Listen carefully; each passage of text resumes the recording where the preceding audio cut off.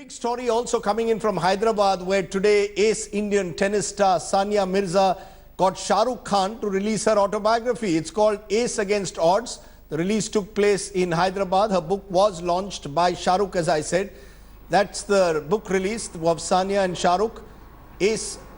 And in her first interview, Sania had said her intention was to get her story out, as she was often misrepresented in the media. Okay, straight after that book release, Sania has just spoken to me. Let's listen in to that interview, because I began by asking Sania Mirza the big question. Sania, you're 29 years old. Normally people release books when they are 60. Congratulations on the biography, but tell me, why the need to release it when you're so young? Well, this autobiography honestly is something that I have to say I'm fortunate enough to say that I can write an autobiography at 29, and I've had enough pages to fill as well. And you know, I just thought that I've had so much experience in my life. I've had a long journey, I've had a long career, and it's still going. And you know, it was just the right time, and I felt it. And yeah, I'm so glad that I did. You know, is it, as you said at that book release, an opportunity for you to set the record straight on all the controversies that have swirled around you? There's many reasons for it. That is, I think no one really heard anything from my point of view directly. I think even when I spoke to a journalist, for example, it was always through, you know, their interpretation of what I said. So it's not only because of that, but yes, that is one part of the reason to give my side of the story. But it's also... You know, battling it out as a woman sports person in a conservative Indian society, your book seems to suggest, Sania, that your parents deserve all the credit. But what would you like to tell those women who don't get the kind of parental support that you had when you were growing up?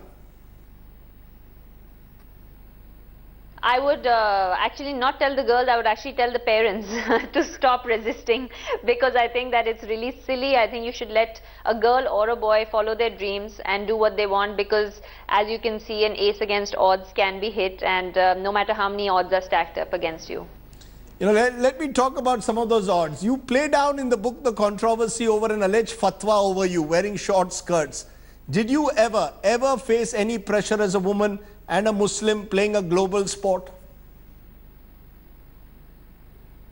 No, not really. I mean, I think that me being a Muslim is completely different to me being a tennis player. I don't think that I think we all have a religion, and and it's very personal. And I truly believe that, and today my religion is very personal to me. I am Muslim, I'm a practicing Muslim, but I've also said in the book, nobody is perfect. Break Indo-Pak boundaries. You still seem to be very much in love in the book.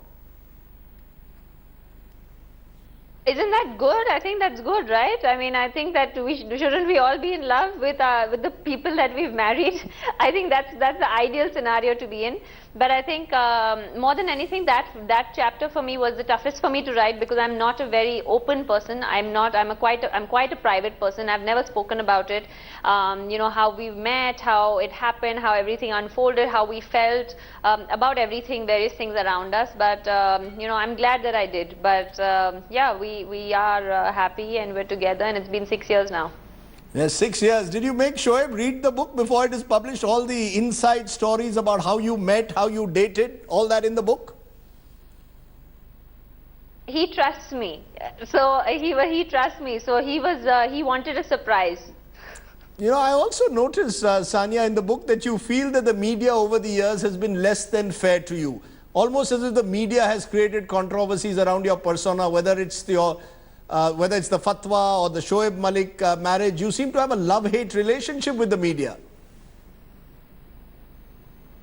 I do, and I think that media has a love-hate relationship with me too. It's just that they've not written a book about it. But I think that the media and me, we both can't live without each other. We've had a great relationship, and we've had a very sour relationship. But in the end today, I think I'm lucky enough to call a few of the media people that have been friends of mine, that I have been able to make friends with, friends for life. And those people are the ones that, you know, maybe when I'm 50, I'll sit for lunch and have a conversation with them, and it won't be an interview. And but that's how I see it. And but I think that the media and me, like I said, we've been at loggerheads, we've been in love, and we've had a great relationship sometimes and sometimes not. So, but that's, that's really how it is.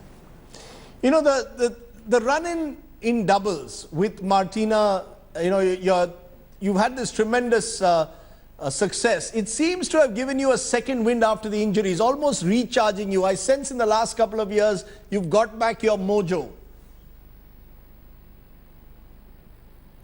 Honestly, in my, I turned pro in 2003. I've been written off probably every year, every time that I got injured. So it was more about, it wasn't more about proving to other people. It was more about proving to myself. I actually in 2010 thought myself that my career was over because I had this wrist injury and I wasn't able to even hold a tennis racket, forget playing.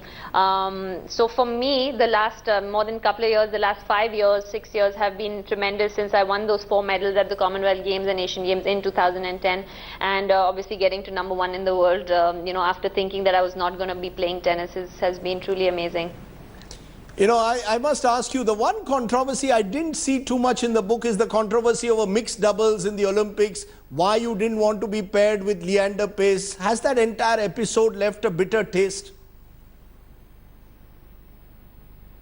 No, I actually have written about it. I have written about it. I actually didn't have a lot more to say than what I did say when it did happen in 2012, because I was pretty, I think, open and vocal about the fact of how I felt at the time, and that's exactly what I wrote down as well. I think that me and Mahesh and Rohan, especially, we are all very close friends, and in friendship you always have differences, but the ones that come back, is the true friendship. And we've had our differences, but me and Mahesh were back to where we were. Me and Rohan were back to where we were. And Leander is a colleague, and he's always, I've respected him as a tennis player, and I'll always respect him. Let me ask you, amidst all the, the celebrityhood, when is Sania going to settle down? Is it going to be in Dubai? Is it going to be in any other country? What about motherhood? Building a family? I don't see that in the book. It seems that you don't want to retire just yet, to settle down. You don't think I'm settled? Well, you don't seem to talk as yet of retirement. You don't talk in the book about raising a family, motherhood. What's life beyond tennis going to be? You sound disappointed that I'm actually not choosing motherhood over being #1 in the world at this point of time. But I'll answer your question anyway. That's a question that I face all the time as a woman. That's one of the questions as women we have to face all the time. Is first is marriage and then is motherhood. Unfortunately, that's when we are settled. And no matter how many Wimbledons we win or #1 in the world we don't become settled. But yeah, eventually it will happen. Not right now, but eventually it will happen. And when it does happen, I will be the first one to tell everybody when I plan to do that. I must apologize in a sense. I think I phrased that question very badly. I promise you're right. I would never ask this question to a male athlete, when are you settling down? I'm so glad, Rajiv, you first ever journalist. You see this love-hate relationship, first ever journalist who has apologized to me on national television. I'm apologizing for asking you, when will you settle down? But I must ask you this, and we always ask sportsmen when they write biographies, is this about legacy? About what you would like to be remembered as? How would you like to be remembered as? As a trailblazer, as a tennis player who became world #1 in doubles? What's the enduring legacy of Sania Mirza? I certainly hope so. I hope that whether it's the book or whether it's me, I hope I'm remembered as someone who tried to make sport a household thing to do in this country and this part of the world, for girls, for boys, for everyone, but more for girls. I feel very strongly about equality, and I hope that a few years from now, a girl when she's 29 isn't asked the question of when she's gonna have a child when she's #1 in the world. I hope that's not settling in. Okay, you're getting back at me. You're getting back. Joking. You're getting back at me today. No, you're getting back at me. Let me ask you one final question. Next month are the Olympics, and I hope you get an Olympics medal. It's a dream for most sports persons, you and Rohan in mixed doubles. Is that, in a sense now, that next big mountain that you want to climb? Yeah, of course. I mean, we're all ready for Olympics. We're preparing. We're, I'm going to Canada. He's also going to Canada, and we're going to play a tournament. And we meet in Rio on the 1st. And all I can tell you as athletes, we can give 100%. We can do whatever we can physically, and we'll try and give 100% and try and get back with that medal. If we don't, we'll try again. But yeah, we'll give 100% there. Look, I wish you all the very best. You've been a trailblazer, Sania. I hope you get a medal in the Olympics, and I hope you achieve all your dreams. And once again, sorry for saying, when will you settle down? All the very best. Stay number one. Thanks very much for joining us. Sania Mirza on a day when her autobiography has been...